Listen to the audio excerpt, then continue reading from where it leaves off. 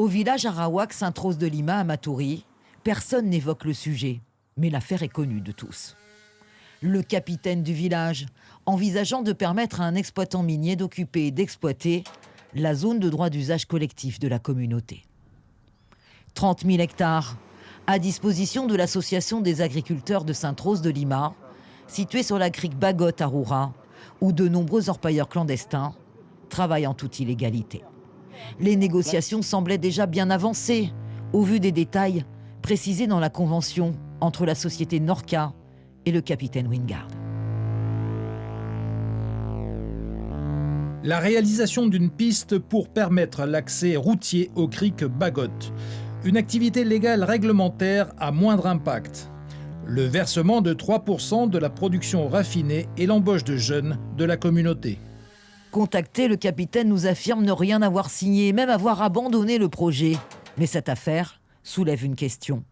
Que peut-on faire dans une zone de droit d'usage collectif? Qu'on soit titulaire d'une zone de droit d'usage collective, d'une concession collective, d'une cession collective ou, plus classiquement pour tous les citoyens français, d'un terrain en propriété individuelle classique, on n'est pas propriétaire de son foncier. Donc je ne pense pas qu'on puisse exploiter comme ça la mine. La seule chose qu'on doit suivre, c'est les lois de l'environnement.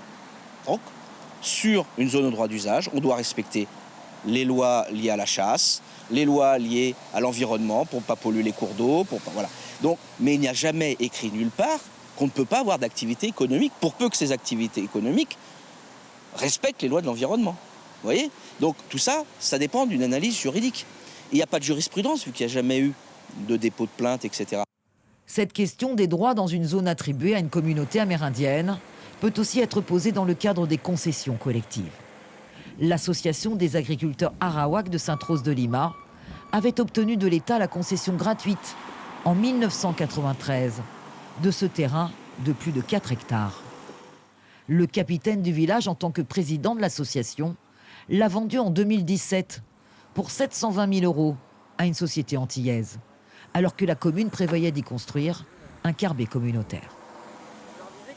Alors que nous avions voté, même au niveau du budget, tout l'engineering d'un projet qui devait monter à 500 000 € une fois fini, eh bien, au moment où on a cette dernière rencontre en vue d'aller tous ensemble informer les habitants de Sainte-Rose de Lima de ce choix, il se trouve que M. Wingard nous annonce en réunion que le terrain est vendu. Comment il a pu vendre cette parcelle au nom de l'association sans qu'il y ait une assemblée générale ou autre qui décide qu'il a le pouvoir de faire ou quoi. Je trouve que dans ce dossier, il y a des manquements, il y a des légèretés en termes de prise de décision qui sont au détriment, je dirais, des peuples autochtones. Cette affaire montre à quel point les zones de droit d'usage collectif et les concessions collectives ne garantissent pas aux communautés que la propriété reste collective. Quels sont les mécanismes de contrôle, aussi bien par les services de l'État, mais j'ai envie de dire par les autochtones eux-mêmes.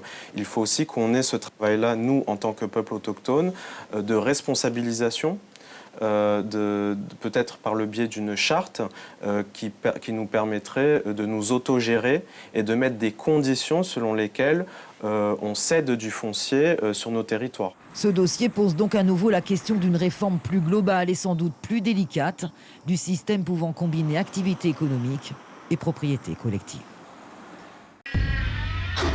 Suivez l'info sur Guyana Première, télé, radio et Internet.